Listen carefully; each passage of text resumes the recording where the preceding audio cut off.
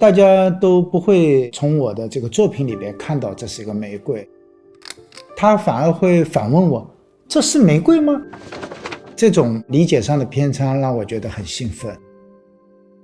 做艺术是从80年代开始写字，做行为艺术，然后做抽象作品。10年到了50岁那个阶段，我才开始进行拍摄，觉得好像自己又重新开始了。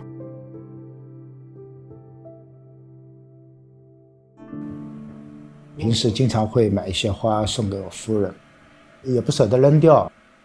它特别的弱，特别的轻薄。关注的是这些生命的东西，它死后究竟会怎样？原始的那种美丽啊，尽可能控制它，加速它的这种枯萎啊、霉变啊。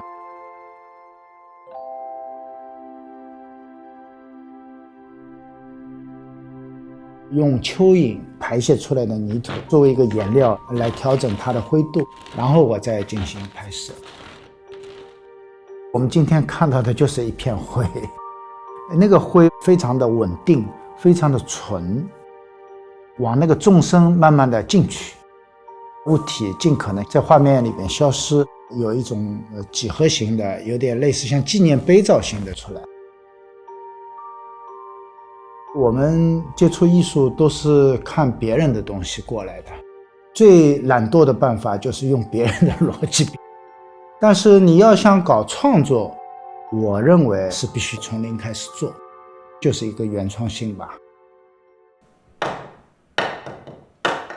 我最早是06年的时候，学校要让我们写个教材，明式树工圆方形制，照片都是我拍的。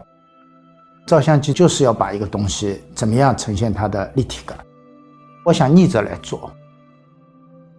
我就对着一个桌子的一个角，能不能把一个立体的东西给它拍平。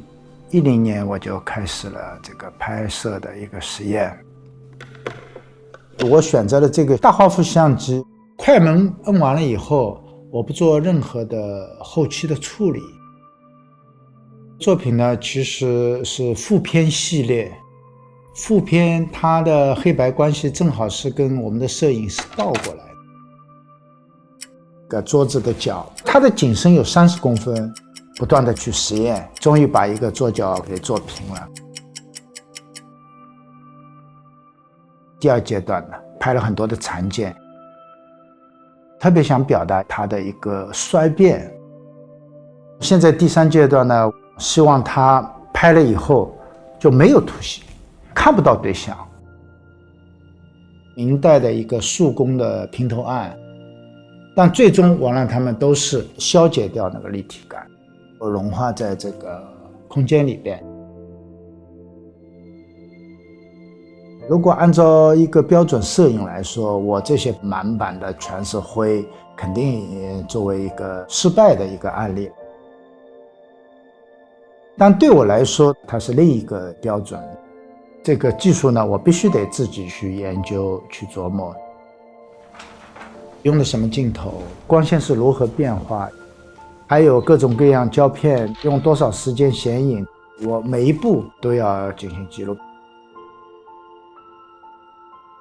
摄影就是一直在教育我，你必须要有激情，但是你更需要那种谨慎、仔细。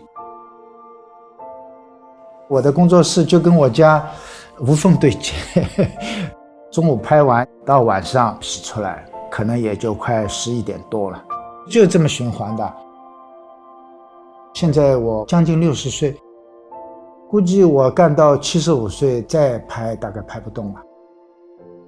一天呢只做1件作品，把一个事情做极致，希望放多少年以后，我死了以后，后面的人仍然觉得它是耐看的。